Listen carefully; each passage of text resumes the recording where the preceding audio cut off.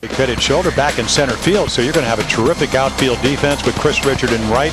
Matos the only true center fielder. So Cal will be at third, Melvin Moore at shortstop, Jerry Hairston at second base, Jeff Conine and Brooke Fordyce behind the plate, and Josh Towers, 24 years old.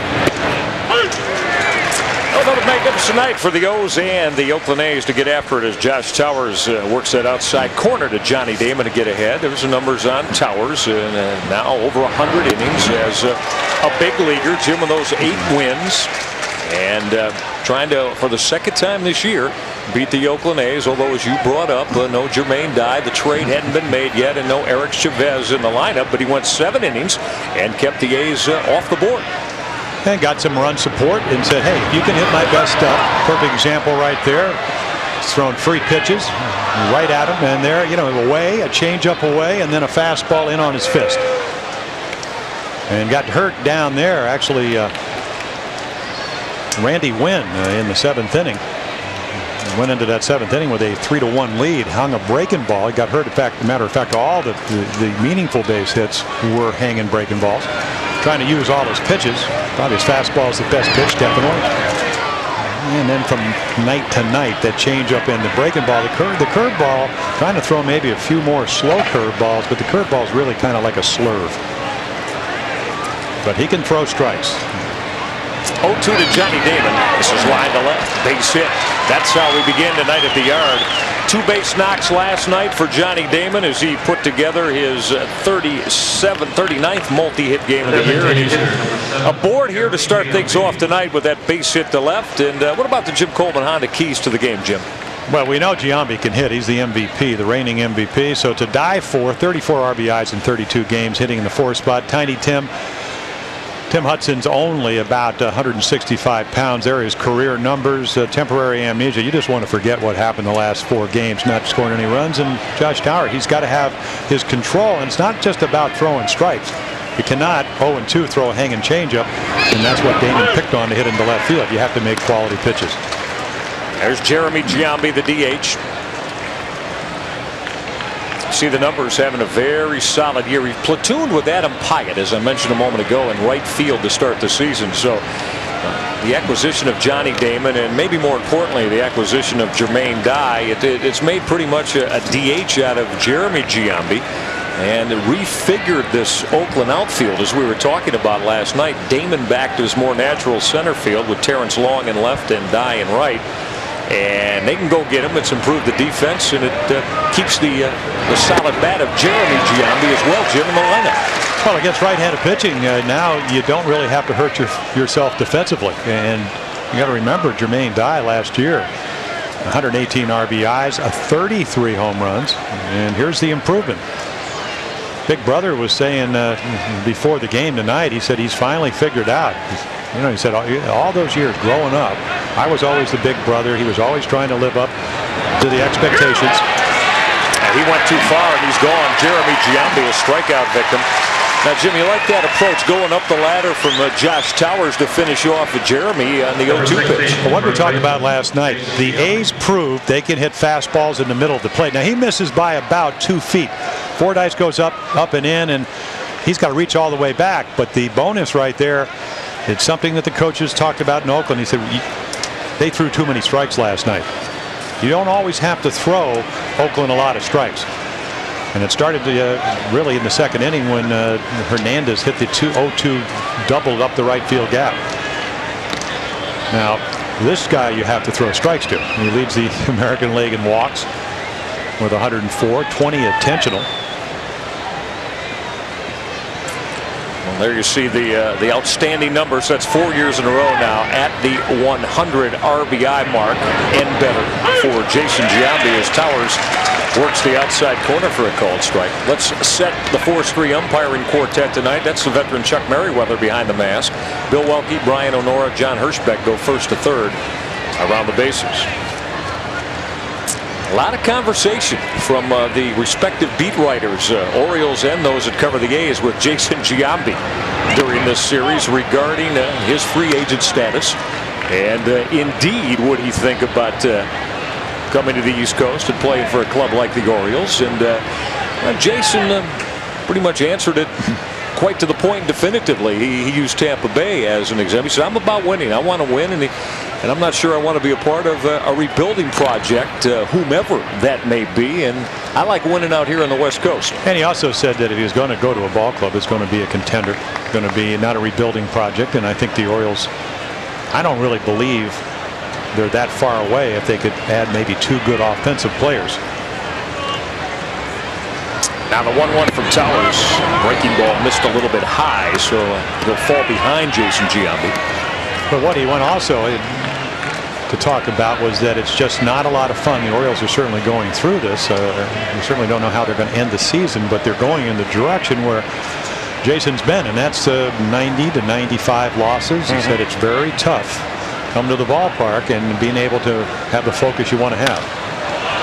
Towers got in on his hands. This is skied up the line in foul territory as Jerry Hairston will call off Jeff Conine to put it away. Nice pitch from Josh Towers, Jim. Tied up Jason Giambi. Got in on his hands with a powerful left-handed hitter. Well, Josh Towers is a very smart kid. He pays attention. And right here, maybe not in, but up out of the strike zone. So it's not running back over the plate last night. Sidney Ponson dropped a curveball the second time up to Giambi. Then he came back with a fastball, meant to have it in. It ran back over the plate. Hit his 32nd home run. And this time Josh makes a good pitch. And by watching a game, and that's what Josh does, you can learn a lot. Now here is the aforementioned Jermaine Dye, and yes, no coincidence, and what a difference he's made in this ball club as the Orioles will pitch out with Johnny Damon not in motion. Well, the one thing about Josh Towers, he gets the ball at home plate very quickly. They've only tried to run on him 13 times and only been successful 7. So Damon, who stole 2 last night, Sidney's a little bit more pedantic when it gets to delivering the ball, and Fordyce doesn't throw as well as Lunar. That is drilled by Melvin Moore. A base hit left center field. Damon will motor around second. He'll coast into third on the 2-out line shot base hit off the bat of Jermaine Dye. So Dye continues his hot hitting over the last 12 games. Dye has been up near the 350 mark as he continues to hang out line drives. Well, how about this one? I mean, this ball is hit and centered on the bat. That ball's elevated. It's going over Elrodge Hendricks' head out in the Memorial bullpen. But he drives it by Melvin Moore at shortstop, and Damon with 2 outs all the way to third. So the A's in business with runners on the corners with 2 down here in the opening inning. And Josh Towers now will have to face the left-handed hitting left fielder, Terrence Long. See Long with the average up to 285, and Terrence Long did that with a solid evening at the plate last night. He went 3 for 5 in that big Oakland attack. Yeah, even one of his outs was a line drive to Matos at center field. So he's 14 for his last 28. He's got 4 multi-hit games, and he looked like George Brett last night. Just kind of leaned back, got pitches to hit. They were all fastballs in the middle of the plate. And where's Towers throw the first pitch? Right on his fist. And now he's going to go away with a changeup. So I think Josh understands. A couple of games ago against Boston, as a matter of fact, in his last 3 starts, he's won 2 of them, both against the Red Sox.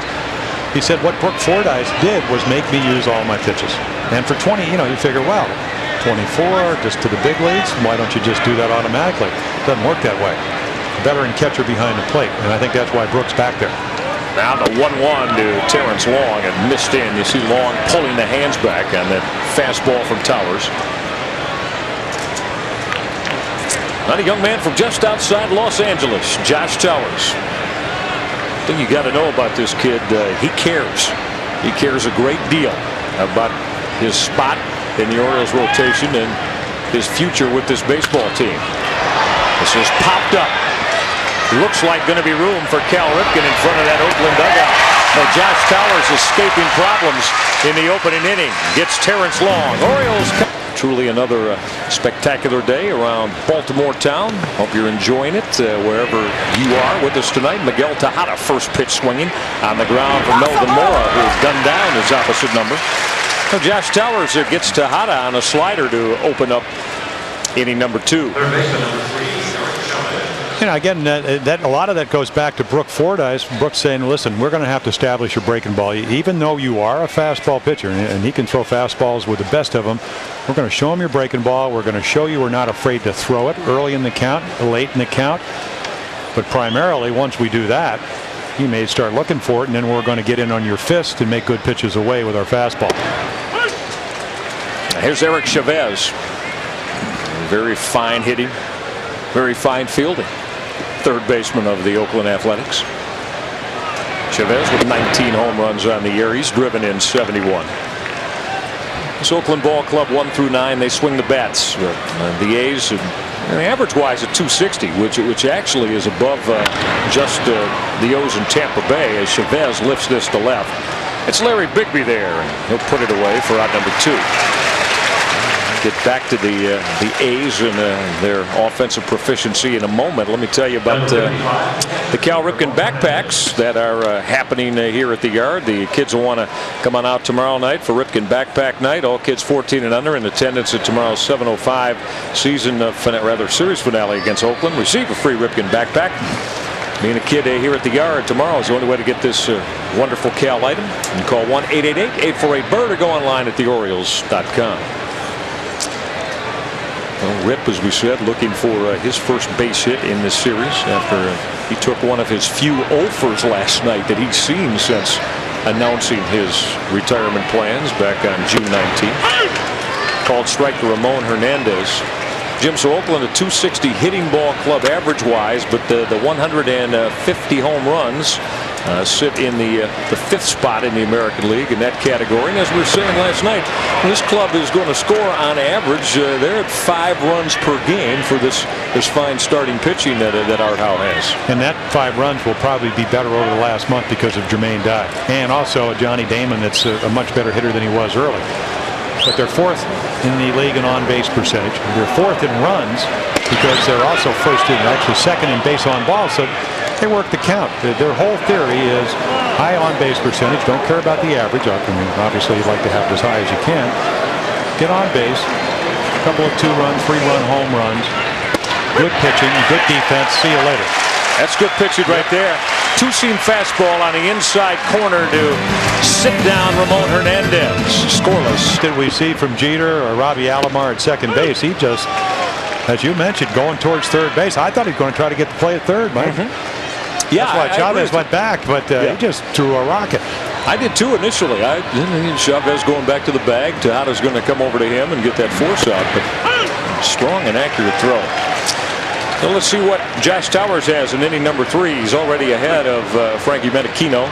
Menechino at 244, struggling now a little bit at the plate. But when you look at the big picture, 11 home runs and 55 RBI out of that number 9 spot. On the ground, right side, Jerry Hairston will gobble it up and throw out Frank Menechino to open up the 3rd. Yeah, I think Josh should be paying attention. You know, you can get Menechino. He just does not have that plate coverage. So Art Howe saying, well, hopefully he'll get hot before the end of the year, but he's certainly going to help us with the glove. We talked about the record for the Oakland A's, best in baseball since the All-Star break. And again, this is a club that started 8-18 as Towers will work ahead of Johnny Damon, who went the opposite way with a base hit to left field.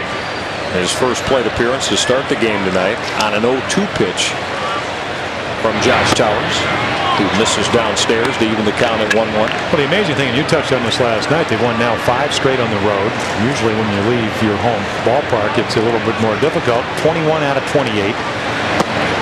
But the one thing, and we're down there talking to them, this is not an overconfident ball club. 8-18 in April. And what they say, listen, well, you got to give it credit to Seattle. They've had a marvelous year, but long time till the end of the season, and they have rebounded, and they've done it in a number of ways. Their pitching got healthy, and they went out and got Jermaine Dye. They've made some nice acquisitions. Well, think about it. I mean, since the 8-18, 10 under, now they're 20 over. They're playing 30 games over 500 since starting 8-18, and that's an incredible pace. Last year, they lost in the first round in a 5-game war with the New York Yankees. They wound up starting Omar Olivares in game number 5, and the Yankees put together a 6-run inning. as Towers will fan Johnny Damon on the breaking ball. Yeah, I think it was a straight change, a wonderful pitch.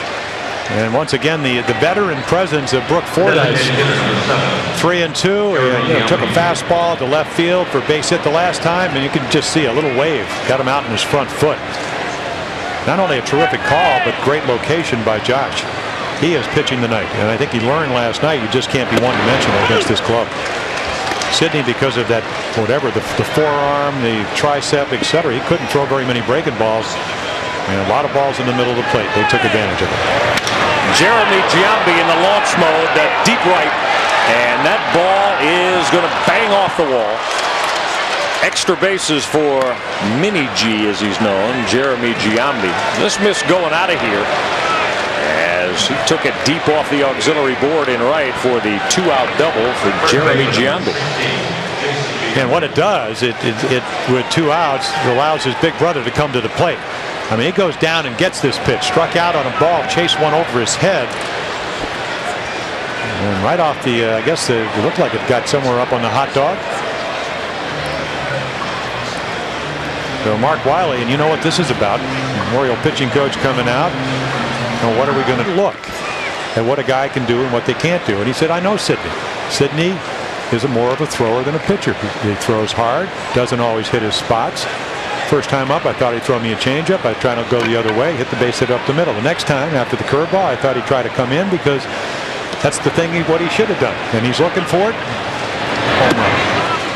Yeah, I happened to notice as I was doing some things in the Orioles dugout, you had a very animated conversation with Jason Giambi about all things pertaining to hitting, swinging the bats, and he looked like he was listening very intently to. I wonder, did he know how would you try to get me out, Jim Paul? Well, did he ask you that? No, he was actually telling me. He said, I used to watch you pitch. And he said, you had a big, you had a high fastball, and you had a big breaking pitch, and you had a changeup. But he said, I would have to factor in, and I learned this from Mark McGwire, all the things that you've done to me and what you could do. He said, you sit on the bench when you're not hitting. He said, you better pay attention. And then he says, listen, when I'm swinging well, he said, I don't have to really cheat. But he took 2 gloves and he put them down. He said, against Sidney Ponson, I look for the ball in the middle of the plate because he's not going to make real good pitches. Now, he said, against Josh Towers, I've only seen him one time. He said, you might have to give him respect that he comes in, he comes out. Now, he got him out the first time trying to get in on him. And we've been down this road before. You make a mistake on the inside part of the plate to a big, strong hitter. And that's why Josh goes away. Level that count at 2-2 is this is called lean back and go in the lift and launch mode from last night for Jason Giambi. Well, if you folks at home watch the home run hitting contest in Seattle, that's pretty much what happened up there. Well, got to tell you too, Jim, for a guy that made his living as you did in putting together your Hall of Fame pitching career, you love to talk hitting with a lot of those that are the best at that part of the business in the game, as you did with Jason Giambi, as now that count will run full at 3-2. And I always wonder, because we've been together when you've kind of locked up Paul O'Neill or Derek Jeter or Bernie Williams in New York, and I'm always waiting for them to ask you, so how would you have tried to get me out? Well, McGwire asked me that. McGwire asked me that. I said, we're throwing you high fastballs and see how far you could hit them. He said, that's exactly the way I would have pitched myself, because he was a pitcher at University of Southern California. Right. And he was a high fastball pitcher. We'll ask Jeff Conine how he tried to get Jason Giambi out, because he pitched at UCLA. That's why he wasn't very highly drafted. 3-2 pitch is fouled out of play. It's a lot of fun to talk hitting with some of the best in the game, and Jeff Conine's one of those guys. You can get him around the cage. And well, if you think that these guys put on those batting gloves and walk up to home plate and it just happens, you're crazy. And whether it's Conine, whether it's Giambi, maybe Manny Ramirez, he can just walk up there and he come right out of a nap and probably hit. But I think in the back of his mind, and of course Ken Griffey Jr., it's rumored that he never even looks at any film or whatever. But Giambi pays attention, and that's why he's as good a hitter as he is. Can Josh Towers get him here? 3-2 pitch that is whipped fair over the bag and into the right field corner. Here comes Jeremy Giambi to the plate. Chris Richard had to get that baseball in the right field corner on the two-base hit. The RBI double for Jason Giambi. The A's get on the board. 3-2 pitch, and Giambi was able to turn on it and yank it fair over the bag. RBI number 101 for the big swinger of the A's. So remember the 2-out double by a younger brother, Mini G, and right here he hits this ball so hard because Jeff is shading the line, but he rips it over the bag, and that's going to make it 1-0 A's. So a 2-out double, back 2 2-out doubles, and now Jermaine Dye will step to the plate. Well, last night the Orioles were able to jump on top. Tonight it's the A's with this first run of the game off Josh Towers. Jermaine Dye ripped a bullet base hit his first turn. Yeah, just a fastball out over the plate. Josh didn't get it where he wants to. Now they're going to come in. You know, that ball ran right back down the middle.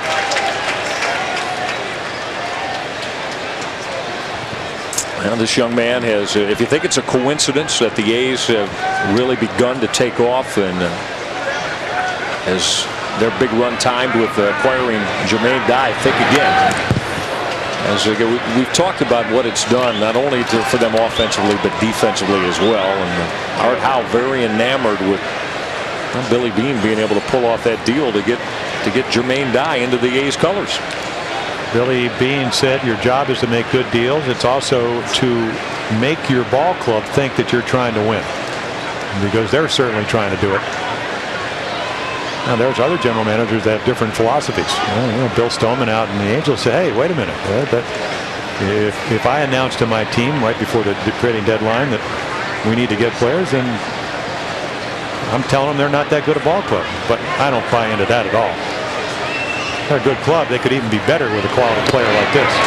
Josh Towers just threw a fastball right by Jermaine Dye. Fanned them to end the inning. Jason Giambi's RBI. Thanks for having us. Thanks for having us. Yeah, always nice to have the booth beautified, right, Jim? No doubt about we that. Can't do it, so somebody has to. Only on 70s night when we wear the wigs. Yeah, 70s night was good. But the ladies are here to give us some of the particulars about the American Cancer Society's Camp Sunrise for Kids with Cancer, as Melvin Mora will throw out Terrence Long. All right, ladies, you've got the raffle coming up this weekend. Tell us about all the particulars, the donation, and the grand prize. Oh, it's unbelievable. The donations are only $5 a ticket. The tickets can be purchased from the community booth, which we actually have Wives Manning, which is near Gate D here at the park, or you can call Orioles Fan Services, which the number's up on the screen right now, and you can purchase them over the phone. And the drawing will come up on September 16th, That's right correct. here at the yard. Now, what about the prizes? Because this is top shelf now, Sure. It is. right? Tanea, what about it? Absolutely. You know, the first prize is just phenomenal. It's going to be Cal's last season. They get 2 tickets to the last 3 games of the New York series, team accommodations, transportation from Baltimore to New York. It's just so awesome. Second prize is an Orioles team jersey signed by all the players. And the third prize is a getaway weekend for them at the Savage River Lodge. That's good stuff. But the cause is even better because, as we said, it's Camp Sunrise, correct? It is, and Camp Sunrise, it benefits, it allows children with cancer to go spend some time in the outdoors. They have medical staff there full-time.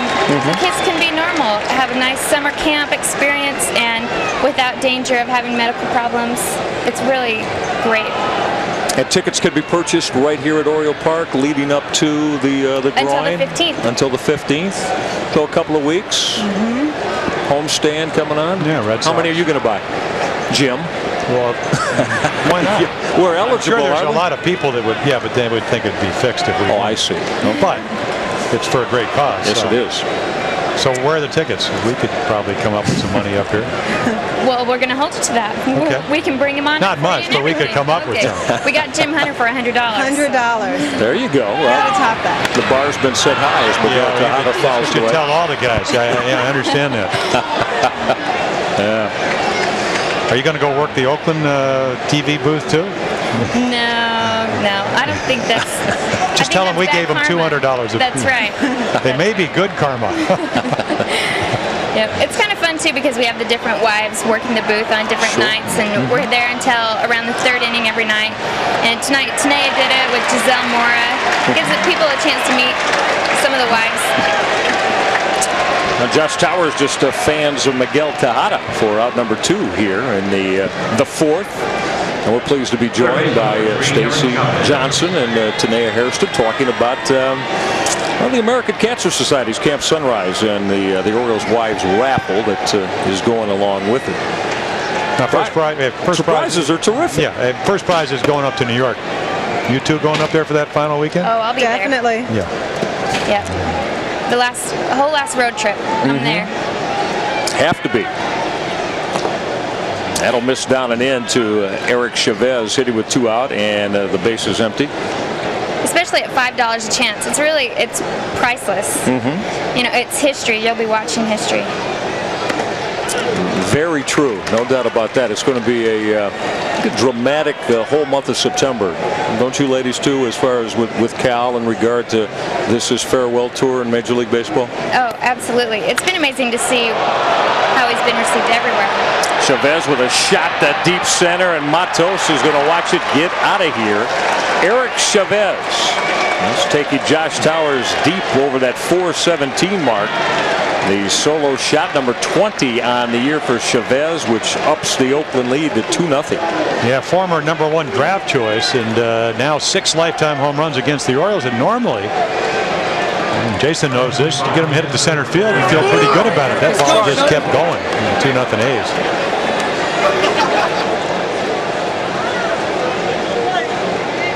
Yeah, a little 2-1 fastball behind him, and we saw Chavez do this last year. Ramon Hernandez with a drive to center. Luis Matos is there. He'll put it away. Stacy Johnson, Tanea Hairston, thank you so much. Best success of 1970. Think about that, and we'll revisit in just a little bit. Frank Menachino is going to lead off for the A's here in inning number 5 against Josh Towers. It's fouled out of play behind the screen. Menachino to be followed by Johnny Damon, and then the number 2 hitter Jeremy Giambi. Well, back-to-back doubles by the Giambi guys in inning number 3 to put the first run on the board, and then Eric Chavez unloading that 415-foot plus home run to dead center off Josh Towers. Menachino drilled to right and deep. Long run for Richard. You're not going to get there. Over his head and up against the wall. Opposite field 2-base hit for Frank Menachino to start inning number 5. Well, we saw last night Frank had trouble away down. This ball about thigh high, maybe belt high away. And what's your approach if you're a hitter? You've been struggling, you've been pulling off pitches. Your hitting instructor tells you to try to stay on them. And you can see that front shoulder. Chris Richard realizes it's going to go off the wall, and maybe with a good carom might be able to keep Menachino at first base, but doesn't get the good bounce. So your leadoff double, and we'll see how Damon plays it. Cal very close at third base just in case he wants to drop one down. Johnny Damon shortening up and looking at a called strike from Josh Towers.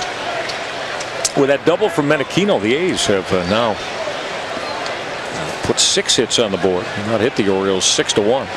And when you're not scoring a lot of runs and you're a pitcher for the team that's doing that. Sharply at Jeff Conine. He's coming to third base, and Cal Rickett will put the tag on Frank Menachino. Terrific play by Jeff. You're taught as a base runner, anything to the right side, you break the third. So Menachino does the right play. Conine playing in because, again, Cal in at third, Jeff in at first to respect the bunt. He gets to the ball very quickly. Watch this snap throw. Cal is backpedaling back. Quick tag, and all of a sudden you got the lead runner. Terrific play. Not that Josh Towers is out of trouble with the Giambi boys coming up. And also Damon, who stole 2 bases last night. But leadoff doubles usually score, especially when you're into the heart of the lineups.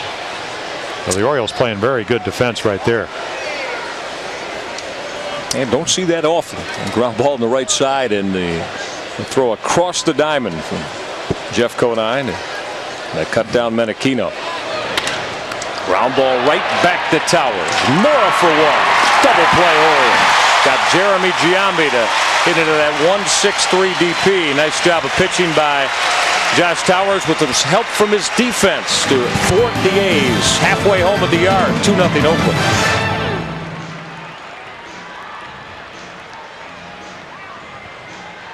Ball to the right side, and Conine again, that great agility, that racquetball agility. Very quick feet. The work with Chris Carter and Randy Moss and all of the NFL receiver types for Jeff Conine that he goes through during the course of the winter time in his native Florida. There's Jason Giambi to lead off in inning number 6. Jason Giambi with the RBI 2-base hit that he laced over that bag at first and into the right field corner to score his brother Jeremy back in inning number 3. A lot of comebackers, huh? Hard ground ball back to the mound, and Josh Towers will throw out Jason Giambi.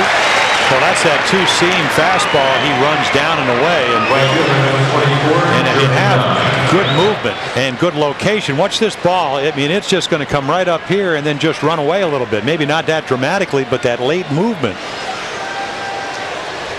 It takes the ball out of the middle of the plate where Jason thinks it's going to be. He hits it on the end of the bat, and then of course that ball might have gotten up the middle if Josh Towers, once again fundamentally sound, fields his position. Jermaine Dye is 1 for 2 on the night. Ground ball to third. Cal Ripken will pick that short hop. Couple of ground ball outs for Josh Towers here in the 6th. Josh Towers is doing exactly what you need to do, and that is to put your team in a position to win. Throwing strikes, he's not afraid of contact, he's not walking anybody. I mean, he gets the ball, he's ready to pitch. Perfect guy to pitch and play defense behind. Well, and he's doing it with a 90-mile-per-hour fastball. Yeah, but you know, Jim, what I like about him is I use the term that he cares a little bit earlier in the game. His preparation, the way that he wants to better himself.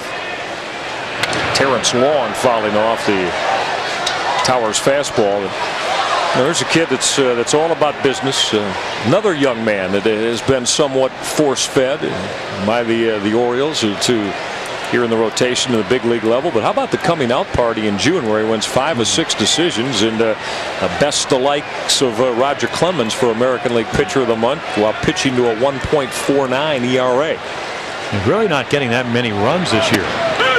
I was very surprised. You know, you go on America Online, you run through the numbers through Stats Inc. He's only getting about 4.5 runs a game. Now in June, maybe that number was a little bit more inflated. But he's made some nice adjustments, and I think Brooke Fordyce has done a terrific job making him use all his pitches. And again, the location right there, 0-2. You try to hit the inside corner. That may not be your intent where you want to get him out. If you catch the inside corner, it's a bonus. Now let's see where he's going to go away now that it's 1-2. You run a guy off the plate a little bit, move his feet, and a lot of times that will open up the outside part of the plate. It's just a matter of sometimes it looks like maybe they're kind of in a quandary what they want to throw here. On the 1-2 to Terrence Long, that is laced. Jeff Conine with a dive to his left, got a glove on it. And then Hairston's flip is by Josh Towers as Terrence Long is aboard with the infield base hit. Sharply hit ground ball. Jeff Conine with that dive to his left. Got a piece of it, but Long's got a base hit. Well, nice play by Jeff because he's saying, I got to catch this ball, and if I don't catch it, I want to knock it down because it's going to be a double. And I don't know what this is about. This is what drives Mike Hargrove crazy. I mean, no chance to have a play for Jerry Hairston, and I think he realizes that. It's just kind of makes going. Well, see, yeah, direct. He's doing it. Sam Perlasso, has to incur the wrath of the manager there, the bench coach. He'll be asked about things, and then Sammy will be expected to give him an answer. I mean, Jerry's played pretty well. It's just there are just times where he just has to take the ball. You don't have a play. Put it in your pocket. You did your job. You backed him up. If the ball got a little bit farther, you would have been there to keep the runner from going a second. But the youthful exuberance. Irrational. That's with a question mark. Yeah. Youthful exuberance.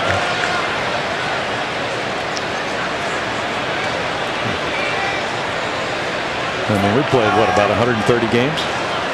133 tonight. Yeah. 132 tonight, rather. Miguel Tejada will slash this foul into the right field corner. And what would your mom do? Slap you on the hand. Yeah. Right? Shame on you. Tejada, was he airing it out last night? I mean, he didn't. He was one of the. There's only 2 guys that didn't get base hits. As the A's got 12 last night. Miguel, one of them, and then Menachino. He was 0 for 5. Miguel 0 for 4.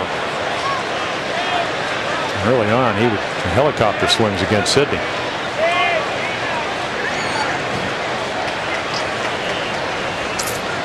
Josh Towers now to have a chat with Brooke Fordyce. How are they going to work Miguel Tejada? Towers has gotten him twice in the ground ball and fanned him to a fastball by him. Yeah, see, they've used their breaking ball very well against them tonight, and right here again, when you're not scoring a lot of runs, Mike, every batter seems to be a crisis.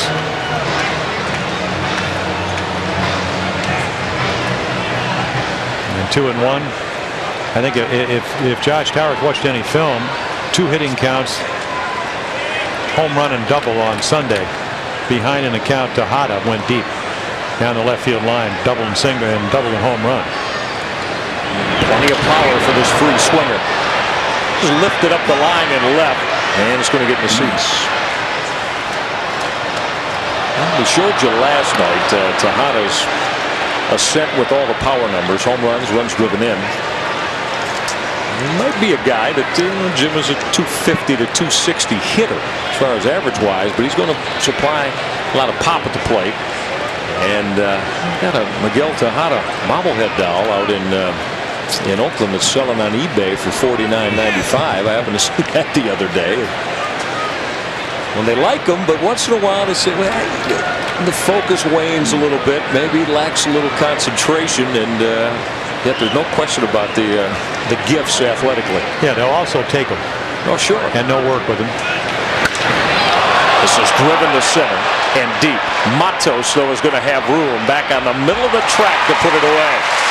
Well, Josh Towers kept Miguel Tejada in the yard. 2-1.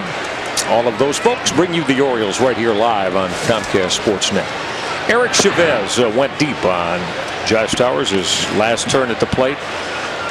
At the time, he bumped Oakland's lead to 2-0. The Orioles got one back on the Jeff Conine Fielder's Choice ground balls. We start the 7th with the A's on top. And with Chavez looking at a called strike, he got all of this, didn't get cheated in the 4th. A 2-1 pitch, and we've seen it over the last 2 years. Where you get behind him and you get the fastball out of the plate, he can smash it. That's driven to the gap in deep right center, and one hopping over the head of Chris Richard and up into the seats for the automatic double for Eric Chavez. So Chavez follows up the solo home run shot with that 2-base hit to the gap. Against right-handed pitching, a very, very tough out, and you can see 35 doubles, 20 home runs. Josh going to try to come up with a little bit, I think, of a breaking ball. See, it's a little curveball, and you can see where the glove is. It comes back in the middle of the plate. And most left-handers, they like the ball down and in. It kind of really went to the bat head, so he just hits it. Chris Richard hands up as that's a ground rule doubles. It bounces into the right center field seats. So what did you say last night? Ramon Hernandez, one of the best, trying to go the other way. That's his job right here. Get him in, get him over. One of the two. Ramon Hernandez with the 2-base hit and the 2-run home run last night, both at the opposite field. Hernandez on the night 0 for 2. He's fanned and also flied out as the Towers breaking ball will stay high. So Josh Towers in his 7th inning of work, and this is exactly where he went in that June 2nd start against the Oakland A's. As we look at B.J. Ryan at work in the O's bullpen, Towers went to 7 shutout innings in the Coliseum out in Oakland. Hernandez has put a jolt to it, deep to left. Bigby on the track, and that ball is out of here.